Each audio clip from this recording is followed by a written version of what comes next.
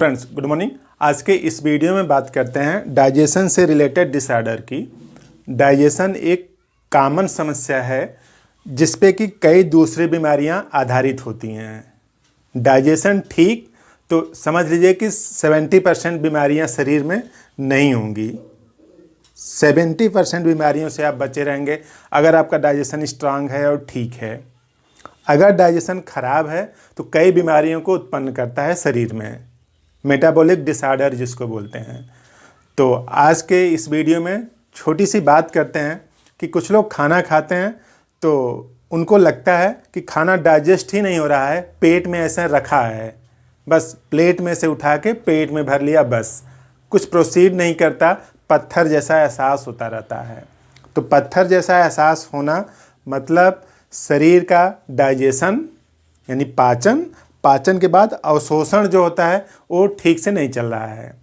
तो देखिए, जब भी पाचन और अवशोषण में डिसऑर्डर होगा, दिक्कत होगी, तभी लगेगा ऐसा कि पत्थर जैसा रखा पड़ा है। और एक सीधी सी कहावत है कि जैसा होगा अन्न वैसा होगा मन। तो अब देखिए, अन्न तो आप अच्छा खा रहे हैं, इसमें कोई डाउट नहीं, अन्न आप अच्छा ले रहे हैं, लेकिन उसका डाइजेशन अच्छा हो और एब्जॉर्प्शन अच्छा हो तब तो शरीर में लगेगा। केवल अच्छा खाने से सब कुछ हो जाएगा। खाना एक बात है और खाने का डाइजेशन होना और डाइजेशन के बाद एब्जॉर्प्शन होना दूसरी बात है। तो अगर आप फूड सप्लीमेंट ग्रहण करते हैं, भोजन लेते हैं, तो उसका जो रूट है इस तरह से देखिए, माउथ से होकर के आता है स्टमक में। स्टमक के बाद एक बड़ी सी ट्यूब लाइन है और उस ट्यूब लाइन को बोलते हैं स्मॉल इंटेस्टाइन। लंबाई इसकी ज़्यादा होती है लेकिन डायमीटर जो व्यास होता है कम होता है, इसीलिए इसको बोलते हैं स्मॉल इंटेस्टाइन। और स्मॉल इंटेस्टाइन लगभग 5 मीटर के आसपास होती है। उसके बाद जाके वो जुड़ती है लार्ज इंटेस्टाइन से। लार्ज इंटेस्टाइन 2 ही मीटर की होती है। लार्ज इंटेस्टाइन लगभग 2 मीटर की होती है और उसका नाम लार्ज इंटेस्टाइन इसलिए है कि उसका जो डायमीटर है वो ज़्यादा है। तो स्मॉल इंटेस्टाइन का जो डायमीटर है, जो व्यास है, वो कम है लेकिन लंबाई ज़्यादा है। और लार्ज इंटेस्टाइन का डायमीटर ज़्यादा है यानी व्यास ज़्यादा है लेकिन लंबाई कम है फिलहाल। तो देखिए, जो भी फूड सप्लीमेंट आप लेते हैं तो तुरंत ही आता है कहाँ पे? स्टमक में। थोड़ा डाइजेशन स्टार्ट हो जाता है माउथ से, उसके बाद स्टमक में आता है तो वहाँ पर डाइजेशन होता है। उसके बाद अधिकतर डाइजेशन स्टमक में हो जाता है, कुछ पोर्शन स्मॉल इंटेस्टाइन में होता है। स्मॉल इंटेस्टाइन और लार्ज इंटेस्टाइन का मेन काम क्या है कि फूड सप्लीमेंट जो डाइजेस्ट हो गए उसको एब्जॉर्ब करना। अगर स्टमक में फूड सप्लीमेंट पहुंचता है तो अगर यहाँ पे डाइजेशन नहीं होगा तो यहाँ पे पत्थर जैसा लगेगा कि रखा पड़ा है वहीं पे। और स्मॉल इंटेस्टाइन और लार्ज इंटेस्टाइन में अगर एब्जॉर्प्शन नहीं होगा, अवशोषण नहीं होगा फूड सप्लीमेंट का, तो लगेगा कि पत्थर जैसा रखा पड़ा है। तो देखिए, अगर आप फूड सप्लीमेंट लिए हैं, वो आ गया स्टमक में और खाने के तुरंत ही बाद 2-5-10 मिनट बाद, जो ही आप खाना खा के उठ चुके होते हैं, 2-5 मिनट बाद अगर पत्थर जैसा एहसास होने लगता है तो नहीं, गड़बड़ी कहाँ पे है? स्टमक में। और उसके लिए होम्योपैथी की मेडिसिन है एबिस निग्रा।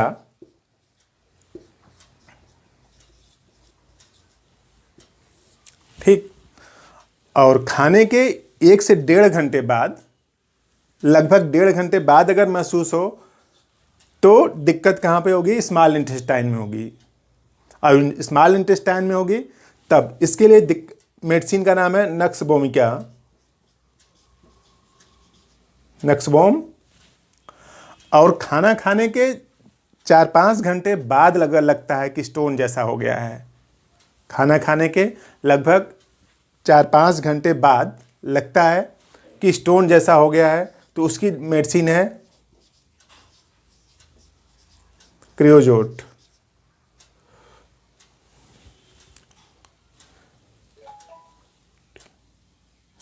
क्रियोजोट एक मेडिसिन है होम्योपैथी की।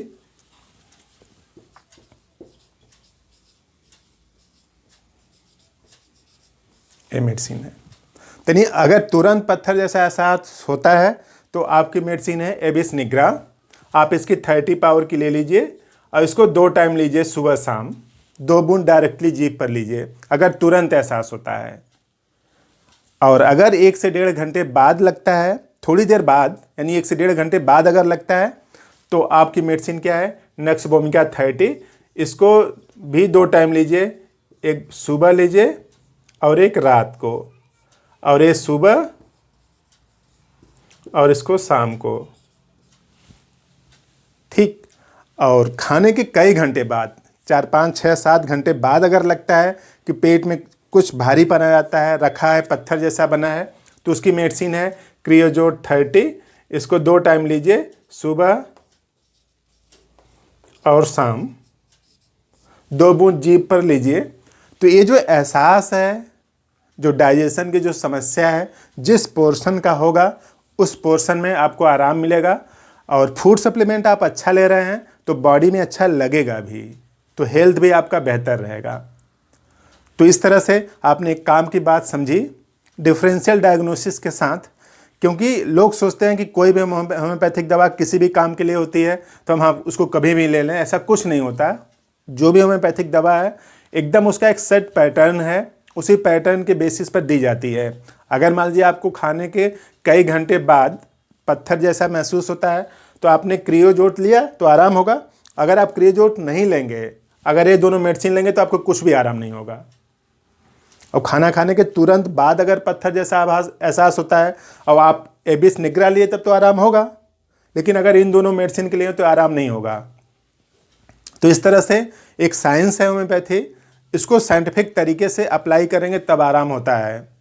तो इसी तरीके के और बेहतरीन वीडियो पाने के लिए इस चैनल को सब्सक्राइब करना होगा। सब्सक्राइब कर लीजिए, जो नीचे रेड कलर की बटन दिख रही है उसको दबा के आप काला कर दीजिए, सब्सक्राइब हो जाएगा।